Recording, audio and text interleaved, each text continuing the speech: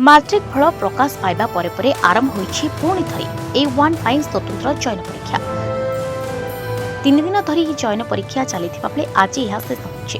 तेबे शुणिबाको आश्चर्य लागिले मध्य यह संपूर्ण सत जे अविभक्त बौद्ध गंधमाल जिलार प्रथम हाईस्कल जोगेन्द्र देव उच्च विद्यालय और बौद्ध जिलार प्रथम बालिका उच्च विद्यालय चलित वर्ष जड़े विद्यार्थी A1 रे उत्तीर्ण होइनाते।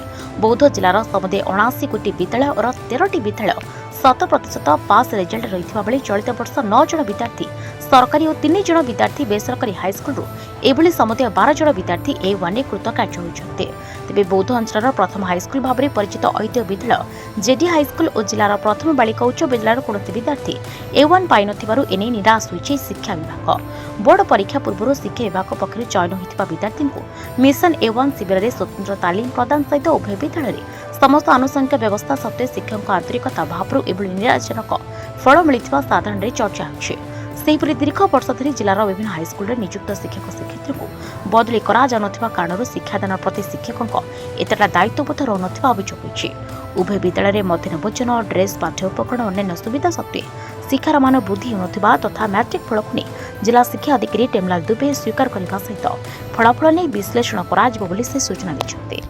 ए वर्ष टिके आमे स्टेप नेथिलु मिशन A1 कैम्प करी वर्ष सारा कोच करा हेतिला एवं कैम्प लर्निंग कैम्प गुडा को आयोजन करा हेतिला। तो से जो हमर टिके बढ़ी छी आमे जेते आशा रखिथिलु ताठारो जतियो टिके कम हिची तथापि हमर 2 गुण जोडा 6 थिला आमे 12 टा A1 पाइछु ए वर्ष एवं से भितरु 9 जण A1 गवर्नमेंट स्कूल रो पिला माने पाइछन्ती।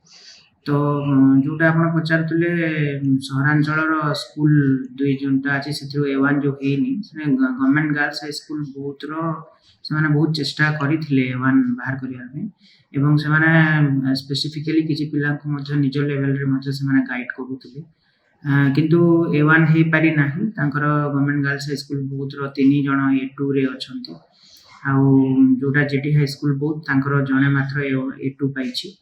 तो आमको निश्चित भाव में यहाँ को देखा पड़ो जे यही वर्ष आम कौन A1 हो पारा ना एवं कौ सब्जेक्ट रे कम रही जाऊँगी भल भाव अनुध्यान कर पदक्षेप ना।